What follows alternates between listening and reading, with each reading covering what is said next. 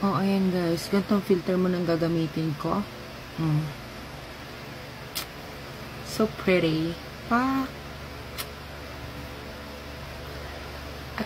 sa mga nagtatanong ba't ako nag-filter, wala kayong pake. Nai-stress na kasi ako sa 3 account ko na monetize. So, kung wala kang magawa sa buhay mo, sana all madaming time. Bigay ko na lang kaya sa yung isa kong account para ikaw na mag-manage. Ganyan. Char. Nahihirapan ang beauty ko. Ay, pagod na mima nyo. Wala tayong motibasyon ngayon ha. Pagod din ako. So, paano ba na-achieve ng ating beauty ang merong monetized yung 3 account. So, yung mimang bida-bida na FB profile ko ay merong in-stream ads. Tapos itong mimang bida-bida naman na Facebook page, bida-bida talaga siya. Meron siyang ads on Reels, merong subscriptions, merong stars, merong branded tagging. At ngayon nga, qualified na siya for, hindi pa qualified actually, kasi pwede na siya magkaroon ng ads on Reels. It's just that, merong mga content violations na na-upload ko before. So, dinelete ko siya and then for review. Pero at least, may in-stream ad siya. So, it's just that there are some, basta, may kailangan akong ayusin. Bakit ba? So, paano ba nangyari na yung mga yon na-monetize? Anong ginawa ko? Wala lang. Wala akong ginawa. Nagpatamad-tamad lang ako, ganyan. Nagpabuhat ako sa iba. Char. Mag-hire na kayo ng mga robot. Robot na lang tayo. Hindi, seryoso na guys. So, isa sa mga technique, pinagbabawal na technique to ha. So, sa inyo ko lang i-share to. Ayan. So, kung talagang tinatapos yung mga videos ko, nandun talaga yung mga sikreto kung paano nyo mamimit yung mga standards ni Meta at kung paano kayo mai-invite sa ads on Reels, paano kayo magkakaroon ng in-stream ads, paano kayo mamomonetize. So, yun lang talaga. So, ganito nga ang ginagawa ko. Sa ngayon, talagang gahol ako at hindi ako makapag-rest back sa lahat kasi 3 account po talaga ang ginagawa ko or ina-uploadan ko ng content at kailangan na ngayon kailangan nga lahat quality contents, 'di ba? Kaya aminado po talaga ako, naghahabol po talaga ako ng pagre-rest back sa mga nagre-rest back po sa akin. And syempre, tinutulungan ko din kasi yung mga kailangan ng assistance sa mga violations at kailangan ng assistance sa mga dashboard nila. Pero, pag meron po akong chance na maka-rest back, so lahat po ng mga nagko-comment, nagre-react, syempre, nagsishare din, nire-rest backan ko po, at of course, alam po ng lahat, namimigay naman po talaga ako ng tala as engagement. So, another thing is, nire-rest backan ko po talaga yung mga nagko-comment ng relate doon sa aking video or sa aking reel. Kasi sila po yung mga totoong nanood at tumapos ng aking mga videos. So, yung mga, halimbawa, ang video mo ay nagmumukbang o kumakain ka, tapos ang comment nila ay congratulations, o di kaya ang comment nila ay sending love, take care, mga ganor.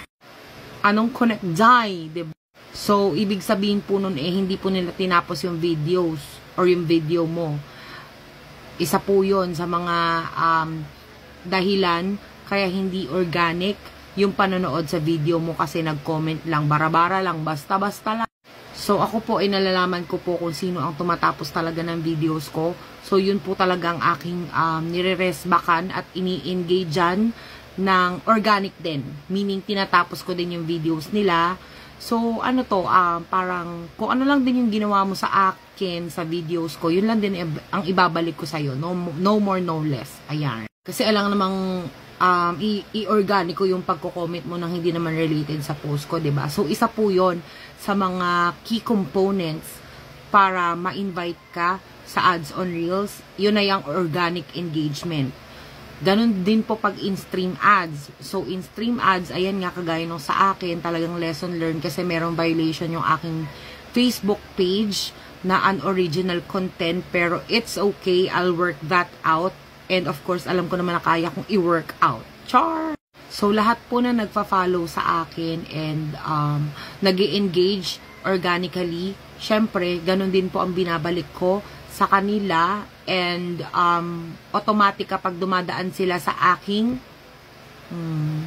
kay Ate Daisy yan, pak, o gawa ni Ate Daisy, o for booking, alam nyo na, pangpak na pak yung mga nails. Pinaltan ko lang to kasi natungkab, pero sinundan ko lang naman yung linis niya. Hindi ko na yung nilinisan, tinanggal ko lang, tapos pak. Ayan, going back, di ba may ad start? So again, yung mga dumadaan sa wall ko na always nag-engage, always na nagko-comment, always nanonood ng videos ko, matik pag dumaan yan sa wall ko, engage din kayo. 'Di ba? Automatic lalagyan ko ng comment at papanoorin ko. And then isa din po sa mga ginagawa kong technique syempre nga bukod sa ating grupo na Team Star Wars eto nga recently lang, syempre para tumaas ang ating followers, ayun, nakikipag group hugs tayo sa ibang team. So, meron tayong Team Kabsat at Team Hilas. Ayan. So, I encourage din yung mga kapwa Team Star Wars natin na go out of your comfort zone, humayo kayo at makipag-group hugs.